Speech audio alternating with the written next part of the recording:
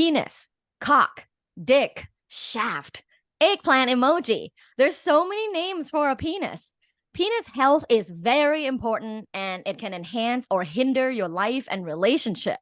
So, joining our penis conversation today is Dr. Sia. Dr. Sia is a medical doctor and social media influencer with over 3 million followers across the world. Dr. Sia has been featured on several media like Huffington Post and Good Morning America. Hi, Dr. Sia. Hey, Dr. Tara. Thank you How for are we having me. doing today? We're doing very good. And you? You just came back from your honeymoon. It's been a How few was weeks. it? Yeah. Did you put your penis to use? I did. I did. Gonna get used to these questions. Okay. Oh yeah. Oh yeah.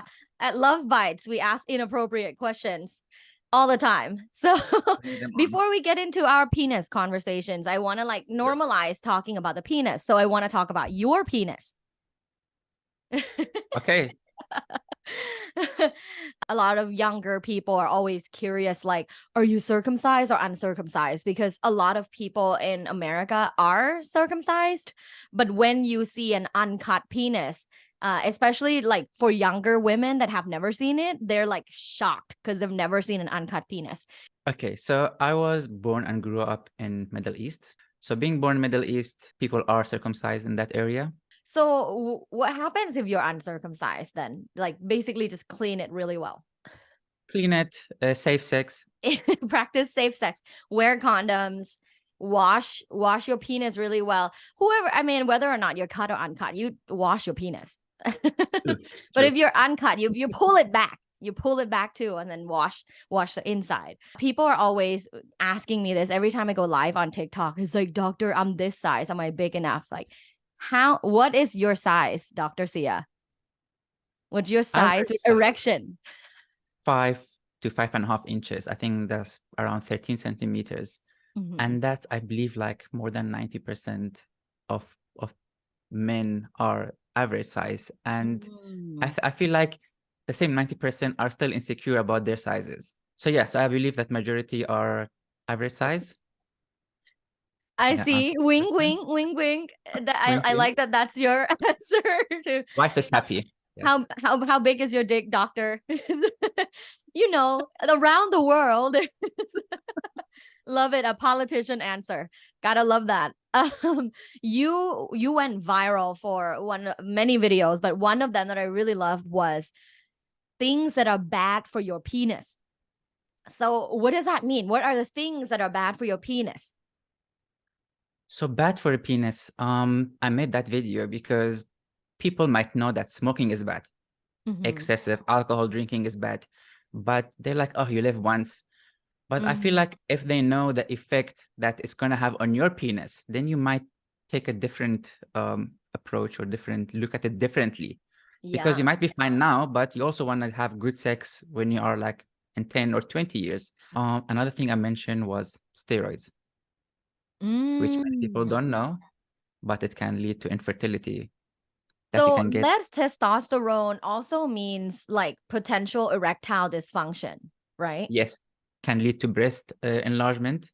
There are other risks. Breast enlargement. So can Gynecomastia, women yeah. do testosterone therapy and kind of get breast enlarged? I don't think it works that way. So I noticed you said temporarily affecting their fertility, people who use steroids. Why do you say temporarily? Is it because like if they quit long enough, like the sperm and fertility comes back? Yes. So if you quit and see a urologist and help you with the quitting, and you can have your fertility back. The question that I get all the time is, doctor, how can I make my penis bigger? Oh So, my God. Dr. Sia, how can I make my penis bigger? I have had so many questions from all over the world. And when I tell them there is no safe way to increase it, they're upset. They're like, if you don't want to tell me the secret, I'll go to somebody else. Our ways, surgery is one option where they cut one of the ligaments that can make your penis look larger, but it also comes with complications. like infection, can also lead to erectile dysfunction. So you don't want to go through the complication for half an inch. Penis pumps can increase your size temporarily because it pulls the blood into the penis. But You it's can inject temporarily. it temporarily. Yeah, Yeah, temporarily. so you can use a dick pump and then your dick goes like Different. half an inch bigger for just a little bit. And then your dick goes back to your normal size. Again, it's not permanent. Dick pumps are not permanent. I see a lot of like dick pumps ads on porn sites because I do watch porn. And I'm like, damn, the ads are intense. They're like pump, pump, pump, and like it grew. It's super veiny and then it grew like 3 inches. I'm like, no pumps will grow like your penis 3 inches, period. Where you can stretch your penis on a daily basis for a certain amount of time for 8, 9, 10 months every day, then you may gain like a half an inch or something. It's not scientifically proven, but people talk about it. And this thought came to my head: if people would spend that much time on themselves to improve their foreplay game, their oral sex, or using their hands, your sex life will improve like 100x Yep, compared to that half an inch. Not gonna do much if you don't know what to do with it, for example. exactly. Have it. I'm trying to think like inside my vagina, like half an inch. It doesn't matter. Like it doesn't matter if you're a really good lover, like if you know how to do oral sex, if you know how to finger me, if you know like how to find the G spot and like Exactly. the finger movements to like stimulate it. If you can move your hips. I talk about this all the time. Like men that can fuck like cyclone movements are better because they don't just go like in and out, in and out. Because great sex for women is not in and out, in and out. It's using your hips. Men that are great with their hips are better. That's why I'm like looking out like in yoga classes. I'm like, ooh, I see you. I see you. Because I know And the good thing, your hips be good. I The have lots of cyclone people. hips. And once you are having better sex, I feel like you're gonna have better relationship. Yeah. Those In my relationships book, are yes. like, I feel like it's a spiritual, physical, so like it's like a Mhm. two wings. Empower yourself, you have better sexual health, take Yeah. better decisions, you feel sexier about yourself, you feel more confident to communicate with your partner. What are some other like interesting or fun facts that are great for people to know to improve the health of their penis? One of the best things is to have a healthy lifestyle. So if you start having sex and then within 2 minutes you're out of breath, you can improve that with exercise. What are some foods that help with testosterone? I mean, zinc and magnesium, meat, protein. Before going to food, I think this humanity now, we're sleeping less and less. So if you sleep 6 hours or less, testes started to shrink. Even you have So to if you sleep don't your sleep 7 to 8 enough, your hours. balls shrink. Yes, Fuck. yes. I mean, You I'm listening not to saying this, shrink guys? it like shrink enough that can. I mean, it was measured. So sleep 7 to 8 hours. That's one of the probably most important thing. Oh no. So like Yeah. insomniacs and TikTok and Instagram yeah, reels. yeah. Go to bed. I can already think of a TikTok video. Want bigger balls? Go to bed. Yeah. There's some truth in that. Why do you think some men, not all men, obviously, some men feel like sex toys are like their competition? Like they don't like sex toys. Like, oh, like I don't like it. She has me. I think it's either coming from a place of insecurity or place of like a cultural thing. I'm the man. I'm the only one who's like supposed to satisfy my woman. That piece of toy is not going to replace you. Mm-hmm. It's not a replacement for like all what you can offer. For example, it can be added to enhance your pleasure. There are sex toys for men. There are sex toys for women. Both can use it. Both Mm-hmm. can enjoy it. They generally would come from like a place of insecurity, I would say, Mm-hmm. Yeah. or the feeling that it's going to replace me and I'm not going to be needed anymore. Mm-hmm. Gosh, like that, an entire relationship reduced to one little vibrator. they're insecure because of the mainstream culture and like the narrative that from the past that's like you're the man, like you're the only person that gives her pleasure. It comes from like this sense of like ownership and possessiveness. I do think the evolved men know better that they're enhancements. It's like taking vitamins, you know, you're not gonna Exactly. not gonna Mm. substitute food, right? I'm not just Exactly. gonna go Exactly. take vitamins without eating delicious food. I will always eat delicious food first, and I may need True. vitamins, but you know, like True. it's never going to replace, and it doesn't actually make me feel like my partner is less of a man or less masculine. Actually, I feel like they're more masculine and more attractive and sexier when I see them use a toy on me. Because it's like, oh, look at that. An evolved man who is not afraid of this little shaky Confident. thing. Mhm. Yeah, a confident person. It's an enhancement, period.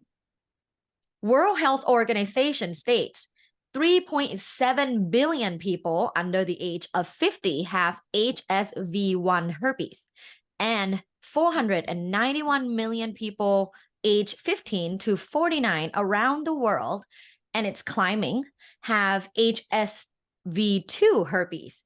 Herpes is more common than you think, and there are a lot of misunderstandings surrounding it. So, today with us is a fitness coach, popular content creator, and herpes awareness advocate, Christopher Pickering. Why is advocating for herpes awareness important? So I think that advocating for herpes awareness is one of the most important things I've ever stumbled across, just because, for decades and decades and decades, there's been people out there who receive a herpes diagnosis. And while it's probably going to be not that harmful physically long term, they feel like their life is over. They feel like they can never date again. They seen as like a dirty slut who made a mistake in society. And the funny thing for me is that the common cold sore is also a form of herpes, but it doesn't seem to get the same amount of flack. And when you even compare the two, genital herpes versus cold sores, people seem to say, oh, everyone gets those. It's not a big deal. But you must have made a mistake, or you must have slept around, or, get away from me. And I went through the same thing. And I realized that the only people who truly know the reality of having herpes is those who have it. But a lot of people are too ashamed to speak out. So I decided I wanted to. I love that. So thank you for, speaking up and speaking out and kind of helping people understand herpes a little bit more. And like you said, a lot of people are having difficulties with sharing this information with other people. And I can't imagine, 491 million people, and these are just the people that, they were able to track, have this kind of experience. And a lot of them, I bet, have met with very negative reception and have to go through a lot of relational trauma because of their herpes situation. So, what are the main types of herpes? So this is where I'm going to kind of like open people's eyes a bit more to the reality that I think we've kind of been like misinformed, or at least science is kind of different than we thought it was. So originally there's type 1 and there's type 2 of the herpes simplex virus. Now there's like 8 herpes viruses.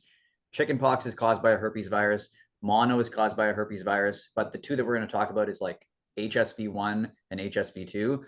And it used to be that type 1 was looked at as just oral herpes and type 2 was looked at as just genital herpes, but they're actually not location specific. So type 1 can cause oral herpes, and it can also live in the genital region. Type 2 is predominantly going to be a genital infection, but in some rare cases, it can be up here. Now, my whole issue with the stigma is that people are getting genital herpes being type 1 from someone who's ever had a cold sore, and that person, one person with it orally and one person with it genitally are seen significantly differently. And the people that get type 1 downstairs feel the same shame as type 2. They're not oral and genital, they could be either, basically. And I think that's what people don't know. And the thing about the type 1 is if you get the common cold sore, you won't get it downstairs, type 1. And a lot less people nowadays are getting oral HSV1 because people, I think, are acknowledging, oh, a cold sore is herpes, like don't kiss your kid. So a lot of people are living in bubbles now, and less people are getting HSV1 here on their mouth. So when they first encounter it, there's still a chance they can get it downstairs. Ah, wow. Can you share with us your journey, erectile dysfunction, but then again with the herpes, like how did you get it and how has dating been? So just to go back a little, like quick story. So I was in a sexless relationship for like 6 years. My first one, had some sex, but didn't really have much of a sex life. And, as a young teenager, we go online, we watch inappropriate videos. We've all been there. And, when you want to self gratify yourself, and that's the only kind of stimulation you have in a relationship, you just kind of desensitize yourself, whether it's your brain, whether it's downstairs. When real life happens, you're not going to be as stimulated and you may not have as much success with it. So over the course of the 6 years and over the course of, growing up, just kind of getting myself desensitized to real life kind of led to some issues downstairs. Maybe mental health was a factor too. And once the relationship kind of ended, I was like, how do I have sex? Is it ever gonna be able to work? So I kind of was casually dating around, not that many partners, but just kind of more focused on, will my penis ever work? I don't know. And then eventually, How old were you when you were questioning yourself, will my penis work? So basically from 19 to 27. That's crazy, right? Like Yeah. to say that out loud and to realize that there are actually a lot of teens and young adults that experience erectile dysfunction and are um there are still a lot of them that haven't found a way to get out of that loop. Yeah, I think there's a lot of factors nowadays. Like porn is definitely one of them. Maybe like decreased testosterone levels in men now, and just I don't want to speak out against it, or I don't want to speak to a doctor. I'm embarrassed. I don't want to tell anyone, and they never seek help basically. Yeah. So I got herpes from my fifth partner, and like 1 in 6 have it or 1 in 8 have it. So I didn't even make it to that many partners, but ended up getting genital herpes. I didn't wear protection during this specific scenario. Protection will reduce transmission, but it will not eliminate the risk entirely when it comes to herpes. And once I had this, I kind of was like, oh shit, I have genital herpes and erectile dysfunction. My sex life is totally over.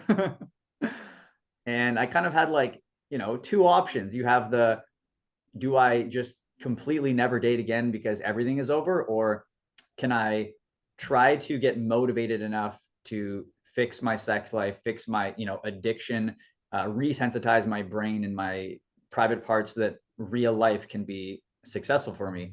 And after trial and error and trial and error and trial and error, I was able to have a better sex life because I got herpes than before. My sex life got better because I had herpes. Was it like how did it become a So, catalyst to you having a healthier sex life? So initially, just before, when I had all the erectile dysfunction stuff, sometimes I would either not be able to stay hard, or I would never finish. I only had my first orgasm through sex after I got genital herpes. So before that, it was basically just like, I'm tired, this doesn't work anymore, let's just high five and we'll get on our way kind of thing. And slowly after time, like ridding the thoughts of like the hypersexualization of like pornography and stuff, I was able to be aroused by real life and actually enjoy sex, as opposed to just kind of like really get in my own head too. Because I think anxiety and like, oh no, I'm not going to perform, and then you don't enjoy it, and really just kind of relaxing and getting more confident with my sex life allowed me to then in the future actually enjoy it. So I want to zoom in a little bit to that encounter with your fifth partner. Did they tell you that they have herpes? So I was not disclosed to, and from what I've told and what I've talked to them about, I'm not really sure if they knew they had it. So when it comes to herpes, a large amount of people never have symptoms, or they don't have symptoms that they notice, but they still have the virus and they can still pass it on. And whether this person, never had symptoms or was developing symptoms, or our first encounter of like two kind of like triggered an outbreak to happen, I do believe that I contracted herpes from them when they were having symptoms, because a couple days later, when I did notice symptoms on myself, they checked and they kind of had like something mild that they went to the doctor for as well. Wow. So your partner at the time didn't even know they have it. So maybe, maybe not. I'm pretty I'm pretty confident that like they just had no idea. Was And this like a romantic partner that you were trying to date, or was it like a casual sex? so this was like a casual thing initially. We're still friends. Like I have no resentment towards them now. Uh-huh. People always ask me like, did you sue the girl? Did you take legal action? And I said, no, like it just doesn't matter in my situation. And at the end of the day, like I can't unget herpes by being mad, and it doesn't really Right. solve it for me. They're a friend of mine. They're a lovely person. They're getting engaged now. So the person that they dated after me, they're now engaged to, and I wish them the best. We had a great time together. And Yeah. I just happened to Period. get herpes. Love that for you. Peace and love. Well, ultimately, that person did not tell you whether or not they knew they had it. They didn't tell you. Mhm. And then a few days later, you had symptoms. What did you have? Like, what kind of symptoms came first? Yeah. So my first symptoms was like painful urination. I was kind of like, was this just from sex or is there something else? Yeah. Were And you I like, oh, started, is this UTI? yeah, something like that. I was like, maybe I just like bruised my urethra or something, or had that. I had like swollen lymph nodes in my throat and crotch. I had like 20 plus blisters kind of like starting to develop on my pubic area.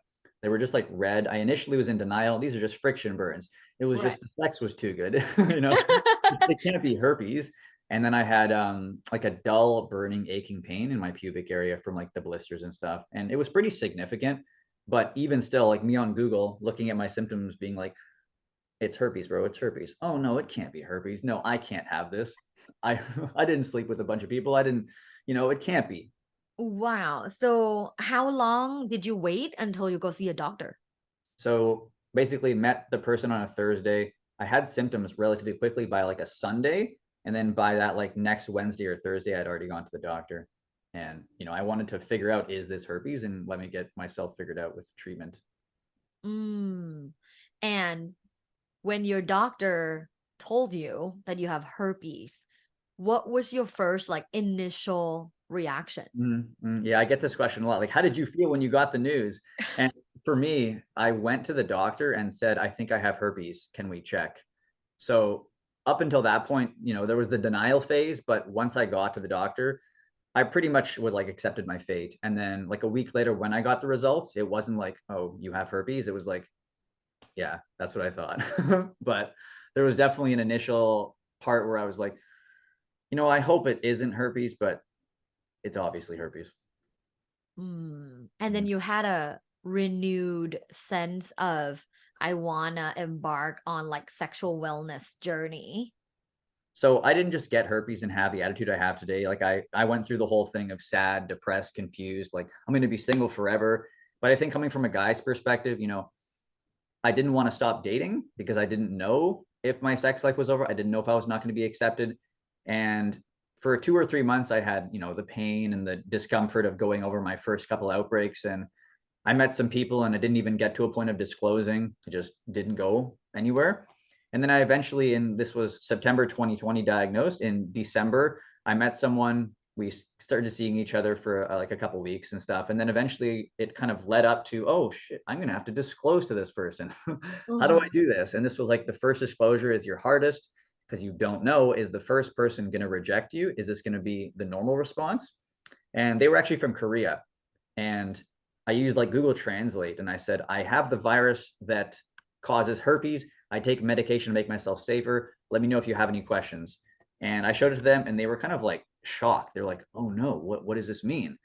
And eventually like, nothing happened that evening, but a week later, like they were still into me and, we got educated ourselves and we had sex and they didn't just get herpes. And the funny story I always say with this is like a week after this scenario, this same girl gets a cold sore on her lip and it wasn't for me. There's no way she would have got herpes transmitted in that way. And I say, what's that on your lip? And she says, oh, I just go to when I'm sick. And I said, wow, I worked up the courage to disclose my genital herpes and you literally also have herpes. No, I just get it when I'm sick. And like, this is the small difference between this girl knowingly has oral herpes, which society just calls a cold sore. You get it when you're sick.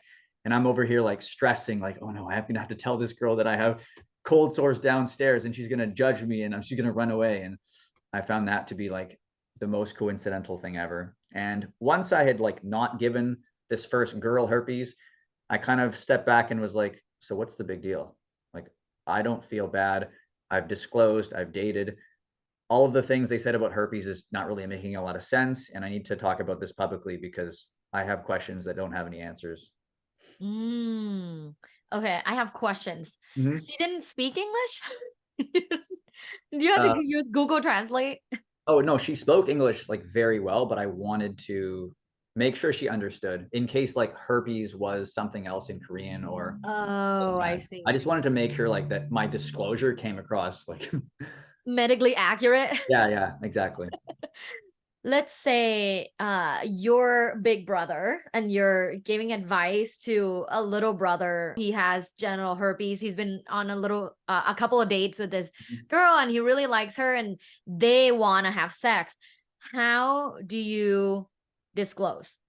So my whole perspective on disclosure now, there is no right time. There's no exactly use these words. There's no like specific sit down in a park and tell them. When can you bring it up? I'll give you a cool example that I kind of used with a girl one time. So we met on Bumble. We went over to like WhatsApp and, she said, oh, I'm not an avid Bumbler that much. I never really messaged first. And I said, how come you messaged me first? And she says, thought you were cute. I was just going to hit it and quit it. And that was what she said to me. And my next line was, I guess I better disclose my genital herpes. And then she kind of like thought it was a joke, but it's that kind of like disclosure with such casualness that I can do nowadays, where she eventually had a lot of ignorant opinions about herpes. But after I was telling her, oh, I talk about it on social media, it's not really what you think it is. She was kind of like open-minded enough to reframe her thinking. We went on a date. The date was like 8 hours long. At the end of the date, I didn't think I had enough of a connection with her. And that's why dating with herpes is not necessarily any more difficult. Dating in general is difficult. Dating in general is difficult. I have a lot of single friends, like, around the world, but like West Coast, East Coast, New York, LA, everybody says the same thing. They are tired of dating and usually like it doesn't even have to involve like having anything. It's just like dating sucks in general. Yeah. So you're dating someone now? Yes, I am. Okay, how did you guys meet and how did you declare how did you share about your herpes status? Yeah, so we met on Bumble, just regular dating apps. There's herpes dating apps and there's regular dating apps and there's people with herpes on either. And at the end of the day, these are convenient ways. And people always ask, how did I tell her? Well, a lot of my social media says I have herpes. It's all over the place. You probably know. And I never actually told her. She just found out through my social media and for some reason still kept talking to me, which I think is an interesting perspective for a lot of people out there who are so afraid of their status being public because they fear I'm going to lose friends. My family's going to judge me. No one's going to want to date me. And I can say, like, having had my status be totally public, nothing bad has happened. And people who didn't want to date me before may not want to date me now. People who still wanted to date me want to date me. Like, it's just, it doesn't really change much if you don't look at yourself in a negative way. I love that you consistently emphasize like self-love and self-confidence and like how you see yourself and your self-worth is going to be the fuel that empowers you through your romantic and sexual journeys in the future. And you're not just defined by one little thing. Like, I'm the herpes guy. Like, that's not, that's not you. Yeah. Some people say that people who have herpes are irresponsible. What do you say to that? I say to that herpes doesn't care about your gender, your race, your pronouns. It doesn't care about anything. Herpes is a human virus. And if you're a human being, you can contract herpes. You can get it from your first partner. You can have 100 partners and never get herpes. You can wait on your wedding night with your partner and, consummate your marriage. And if one of you ever got, HSV1 from your parent, your wife or your husband could end up with that genitally. So it doesn't really care. And the judgment on people as a whole, the label of disgusting, dirty sluts who just made a mistake, guy or girl, it doesn't apply to everyone, and it's typically just hateful words from someone who doesn't like how you lived your sex life. Period. Okay, well, the last segment of my show is called 5 Quickies with Dr. Tara. Are you ready? Okay, let's go for it. All right. Number 1, porn. Educational. Number 2, celebrity crush. Ooh, I don't know. Dr. Tara. No way. Number 3, G-spot. Important. Number 4, biggest red flag. Ignorant about herpes. Period. And number 5, micro penis. You can use other things. Period. Perfect. Where can my followers find you? I go by Dr. Sia on Instagram, TikTok, Facebook, and YouTube. So you can find me on TikTok, Pickering Fitness. YouTube is also Pickering Fitness. I do some videos on there, and Instagram is Pickering Fitness. Okay, I'll have all those links in the show notes. Love it. Thank you so much for hanging out with us today. And my Luvbites fam, thank you so much for listening to this episode. I love you guys and sending you good energy. Per usual, have an orgasmic day.